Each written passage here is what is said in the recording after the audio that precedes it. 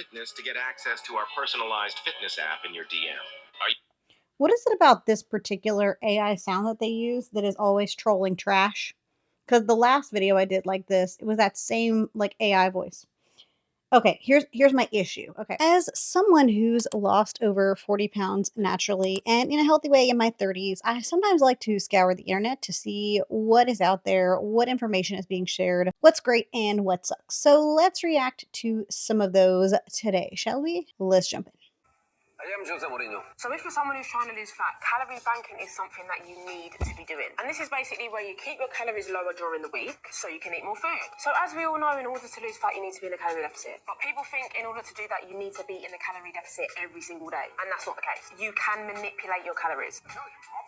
So let me give you an example of what I mean. Let's say your calorie deficit is 1,800 calories every day. This means that your weekly calorie amounts to 12,600 calories, which will put you in a deficit for that week. So there's a few ways that you can manipulate this. The simplest one would be to eat 1,800 calories every day. Or you can go 6 days having 1,600 calories, 1 day having 3,000 calories, 5 days having 1,500 calories, 2 days having 2,550 calories, 4 days having 1,450 calories, and then 3 days having 2,260 calories. So for example, if you know you've got a dinner coming up on the weekend, bank your calories throughout the week so you can still go out and enjoy yourself and still stick to your calorie deficit. Think of your calories like money. If you spend too much, you're going to be in debt. And if you save some, you're going to have more money to last you throughout the week. As long as your weekly calories amount to 12,600, you're still going to be in a calorie deficit. Yup. I just talked about this pretty recently in a video. Don't ask me which one, but it was one of my more recent videos. It was either the video, I think it was the video about summer, and I was talking about calorie banking. I don't know if I called it calorie banking, but it is in fact calorie banking. So this is a great strategy to use. I use this a lot. I use this when I am, in a deficit and I want to lose fat and, still be able to enjoy myself on the weekends. I'm more generous with my calorie budget on like Friday and Saturday. And then I'm a little more particular during the week. That's just what works for me. But absolutely, she gave you some great like math examples, which is great because math is not my area of strong suit. So calorie banking, absolutely. Are you guys familiar with calorie banking, or was this like a new concept to you? Because this was something that was relatively new to me up until about, I guess, like 8 months ago. I had not really heard of the notion of like calorie banking, and it was kind of a new concept to me. So, have you heard of calorie banking before, or is this a new concept to you?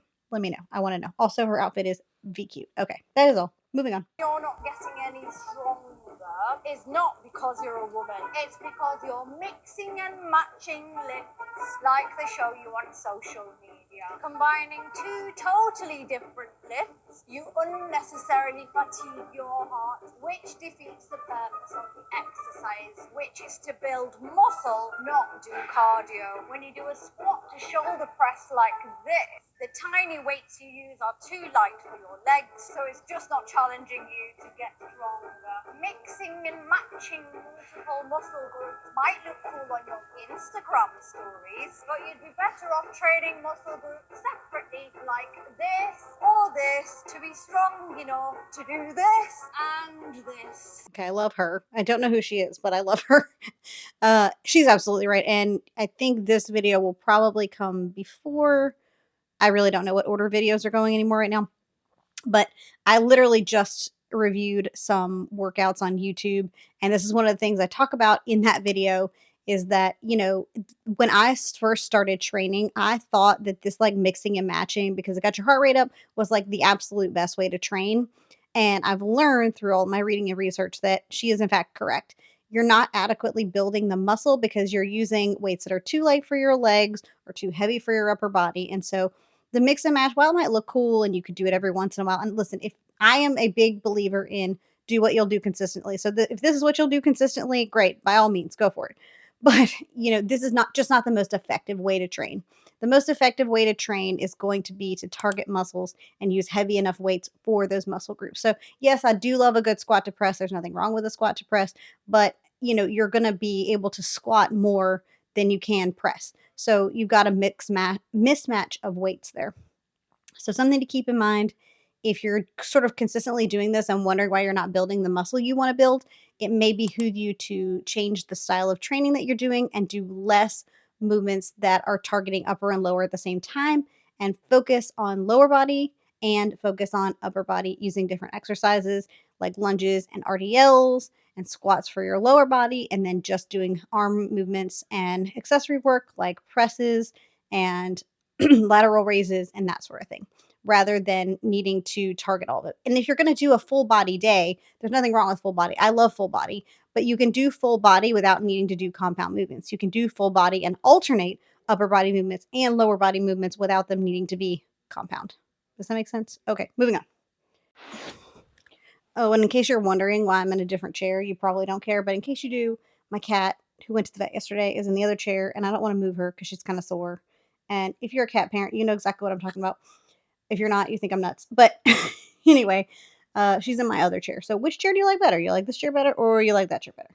Oh, and also if you're finding this video useful or helpful in some way, would you do me a huge favor and give this video a thumbs up? It lets YouTube know this is fun, useful, helpful in some way. So we'll share it to others of us. And if you took the time to do that, I really do truly thank you. It means a lot to me to make valuable content for you guys that you want to share and like. All right, next video.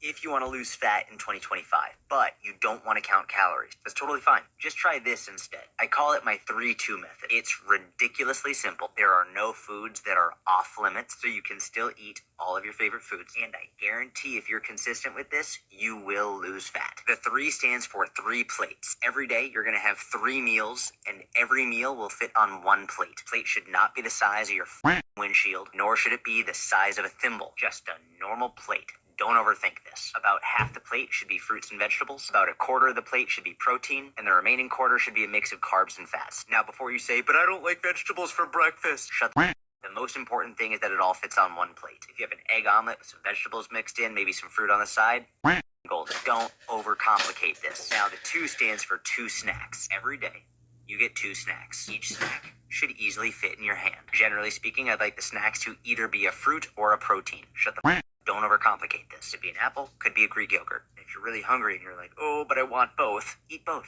You're not going to overdo it on apples and Greek yogurt. But generally speaking, 2 snacks a day. That's it. 3 plates, 2 snacks. I don't expect it to be perfect. There will be days in which you eat more. That's okay. But if you follow this 80% of the time for 2025, you will lose fat. So don't overcomplicate this and get to work. And follow me.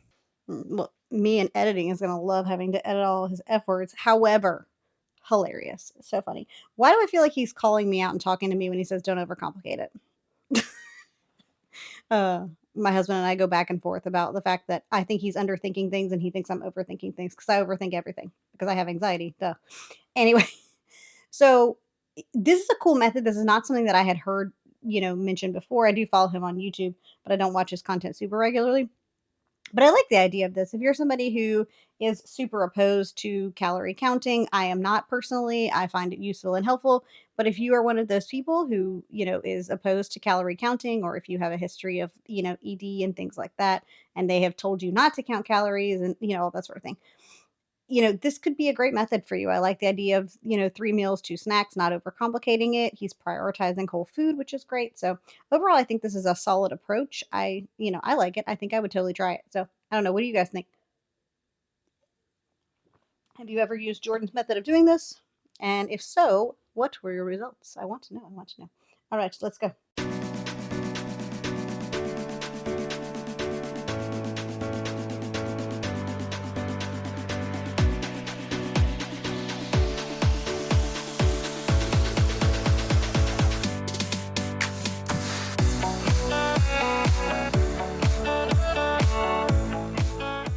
Nope. Okay, sorry. That was dramatic, but I get agitated when people throw around different supplements and things like that. Yes, okay, I see things like probiotics. Probiotics are good for your gut health. But you know where you can also get a probiotic? In a freaking yogurt. Sorry.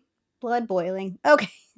So, the thing about this is sometimes you can get these things naturally occurring in nature, and I just don't love this. It promotes the use of supplements when most people would do better just doing the bare minimum, eating more whole foods, moving their body a little bit more. So let's just not and say we did. Okay. All right, I'm done. I can't. All right, moving on. Figure out what your deficit is. Take your goal weight, multiply that by 10. So for example, 150 pounds times 10 is 1,500 calories. Step number 2, figure out how much protein you should be eating. It's your goal weight times 0.8. 150 times 0.8 is 120 grams of protein. Step number 3, figure out how much carbs you should be eating. It's your goal weight times 1. So 150 times 1 is 150 grams of carbs. Step number 4, figure out how much fat you should be eating. It's your goal weight times 0.3. 150 times 0.3 is 45 grams of fat. And finally, step number 5, get at least 5 to 10,000 steps a day. And that is it. He says, and that is it. Like he did not just make ish so freaking complicated. Okay. Why do I feel like I need a math degree to figure out what this man just said to me? Okay. Look, I've already said I'm not good at math, but okay, this just feels unnecessarily complicated. Also, I have a question about what man is eating 1,500 calories, much less like what woman is eating 1,500 calories as their deficit. Like, that might be a reasonable deficit for somebody like me. Like, my deficit, like when I'm eating in a calorie deficit, I'm usually at like 16 or 1,700 calories. And so I'm wondering who is eating in a 1,500 calorie deficit, particularly as a man. Genuinely, like I'm genuinely concerned. That's probably underconsumption of food.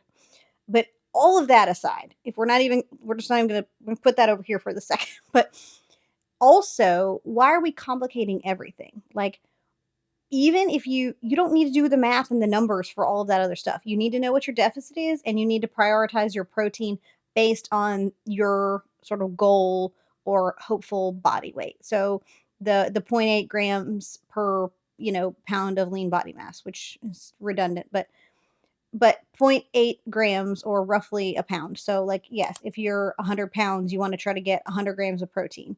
Or you're 120 pounds, you want to try to get 120 grams protein. If you prioritize the protein, you don't need to do all the math on how much fat do you need, how much carbs do you need. Like, just fill in the gaps with the rest. Because I promise you, if your focus is protein, the other stuff will fill in the gaps all on its own naturally without you having to work so hard. So don't make it this complicated. If you're great at math and this feels reasonable to you, right on, sister friend. But to me, this just feels like unnecessary math.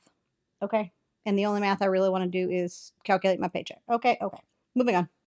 Seed oil thing, that kind of sprung out of the carnivore tribe, because if they could demonize seed oils, then they could say that saturated fat is actually good for you. And that would allow them to eat 15 ribeyes a day or whatever they want to do. And the reality is, if you want to claim seed oils are bad for you, then you better say saturated fat is really bad for you. Because in almost every research study, any time they exchange some of these seed oils 1-to-1 in place of saturated fat, there are neutral or positive effects.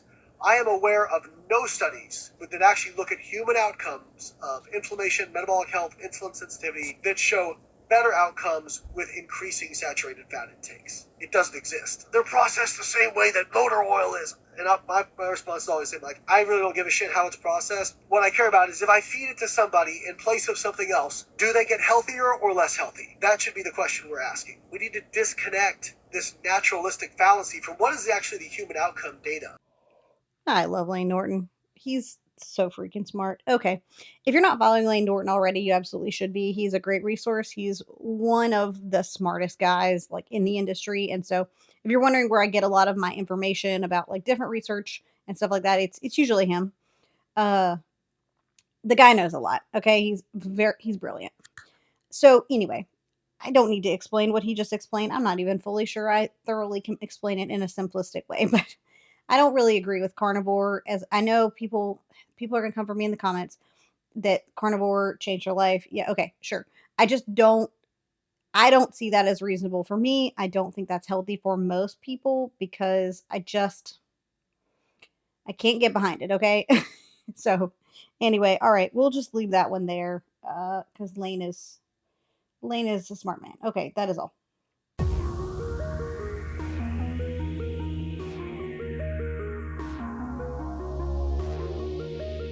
this, all of this, all of this.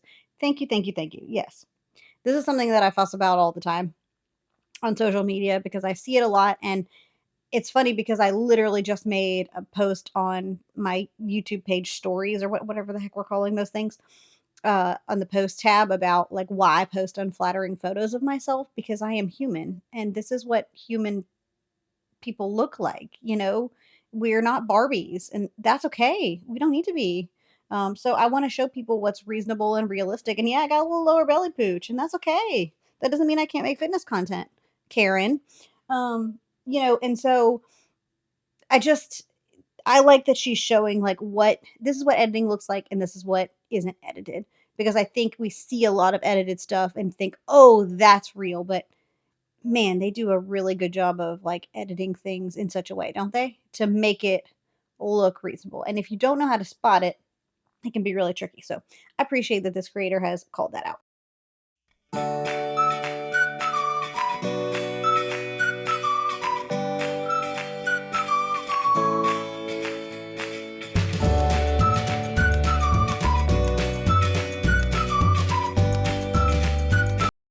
Okay, so apparently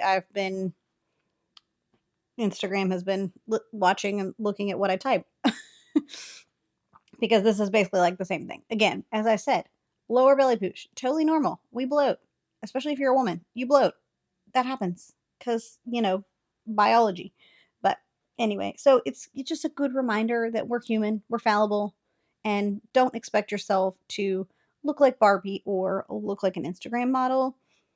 If you are seeking to be healthy and fit, then your body is going to look fit, yes, but it's not going to be perfect and it's not going to look like you just popped out of a magazine because the people who are in the magazines also don't look like the people that are in the magazines. They photoshopped or edited those photos. So, okay, that's enough of that. You tired of your chubby back? Then try these 4 beginner-friendly drills to get slim and defined back. Knee-assisted push-up, 3 sets, 12 reps. W Superman, 3 sets, 12 reps. Plank row, 3 sets, 12 reps. Reverse fly, 3 sets, 12 reps. Comment the word fitness to get access to our personalized fitness app in your DM. What is it about this particular AI sound that they use that is always trolling trash? Because the last video I did like this, it was that same like AI voice. Okay, here's my issue. Okay, my issue is not even in the exercises themselves, like whatever. The issue is that they're acting like you can target back fat, and you cannot target fat anywhere. You cannot. You cannot target lower belly fat. You cannot target fat back. You cannot target arm fat. You cannot target fat, period, end of story. Sorry. You cannot target fat anywhere in your body. You have body fat, and the body fat's going to come off where it comes off.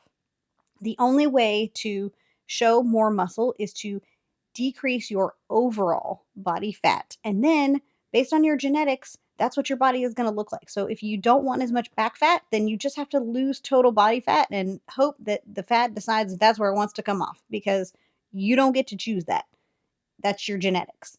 So, it really bugs me when I see workouts saying that you can target your lower belly fat or see that you can target your back fat or target your arms or whatever, because none of that is true. You cannot decide where the fat comes off in your body. So, and you can decrease your overall body fat, and that's going to impact the way your arms look, your back looks, your lower belly looks, but you cannot target, no matter what exercises you do, you cannot target specific areas of fat. That is a lie. That is a myth to sell you a program, a supplement, of something. Okay. I need a chill pill. All right, moving on. Before my head explodes like anger. Ew, I feel so gross. Oh no, we are not doing this today. I'm just bloated and disgusting. I know she is not talking about me like that. I keep trying so hard and nothing ever changes. Okay, first of all, definitely in the luteal phase. Take a deep breath, let the waistband go. Second, I can hear you, and I do not appreciate the slander. I mean, it's not slander if it's true. Oh, so we're body shaming the one thing that's actually keeping us alive. This is the thanks that I get? Well, what? Would you say that to your best friend? No, but then why is it okay to say it about me? The same body that carries you through everything. Stress, workouts, questionable life choices. I show up for you every single day, no matter how much shit you talk about me. I mean, I guess not. You're never gonna hate yourself into a body that you love. So if we're making changes, we're doing it because we deserve to feel great, not as a punishment. Yeah, you're right, obviously. Now go drink some water and act like you respect me. Boom. Okay. Sorry, the microphone went red. Sorry, y'all. But for real though. So this is what I talk about all the time with mindset is you cannot hate yourself into the body that you love. Loving yourself has to come first in all of this or nothing will stick because we will go to great extremes to hate our way into a bikini, hate our way into, looking cute for everybody else. But all of this rooted in self-love is when it sticks. And I know that's really hard because I've been there. I've been there. I know what it's like.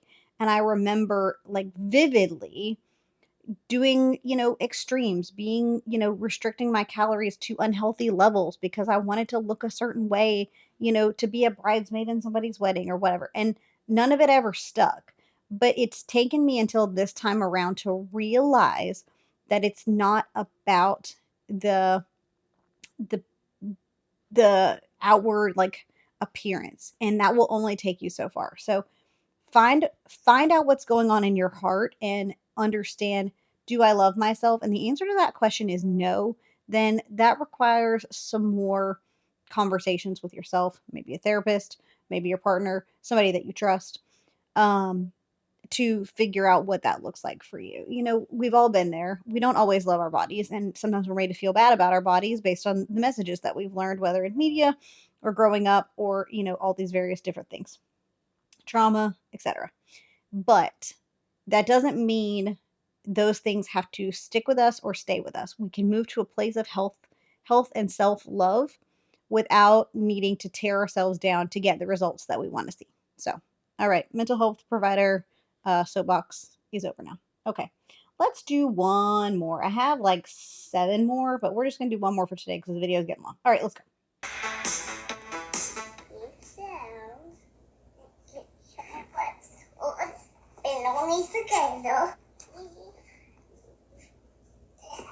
Now he can stay before he move up.